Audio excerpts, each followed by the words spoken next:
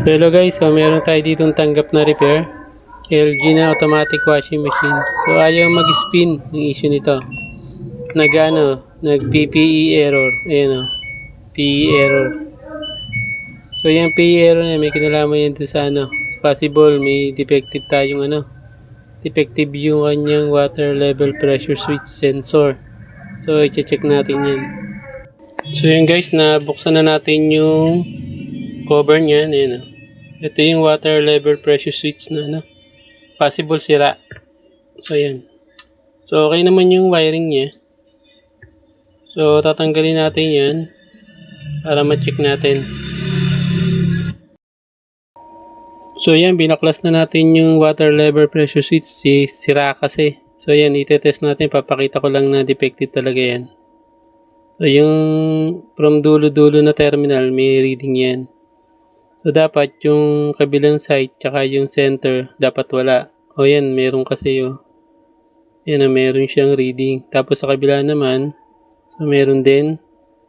So dapat walang reading yan. Meron tayong nare-read na kilo ohms. So defective yan. So ito yung binili nating bago. Kung mapansin nyo, yung magkabilang side, so may reading talaga yan. Tapos yung center at tsaka yung kabilang side dapat wala.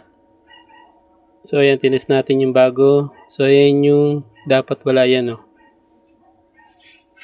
No, compare dun sa sa defective, merong reading itong bago, wala talaga yan. Tapos try natin naman sa kabilang side, tsaka sa gitna. So ayan. So yun yung una muna. Yan, wala. So dito naman sa kabilang side naman tayo, lipat natin.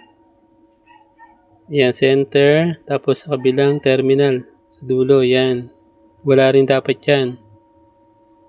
So yun, wala. So yun guys, ay kakabit na natin yung bago para ma-testing natin kung successful tayo. Kung mag-i-spin na ba. So yun guys, sinit natin yan ng spin. So yan, bumibuelo na yung tab niyan para mag-spin. So dyan yan sa yung spin kasi niya, pag sinat mo yung spin, ang minutes niyan is 14. Ngayon, biglang bababa yan ng 10.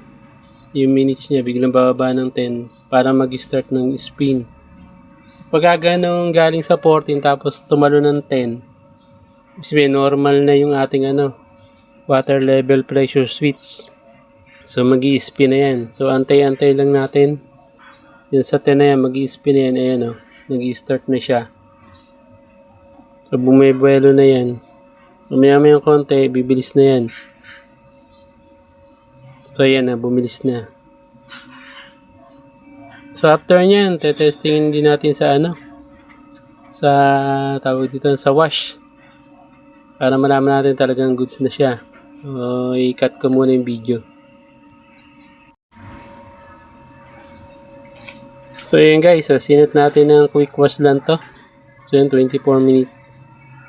So nagsalang tayo ng dyan, ng labahin. So ayan So okay na po yan. So goods na. Pwede na maglabas si customer. So yun guys, hanggang dito na lang yung video. Sana nakatulong sa inyo. Salamat.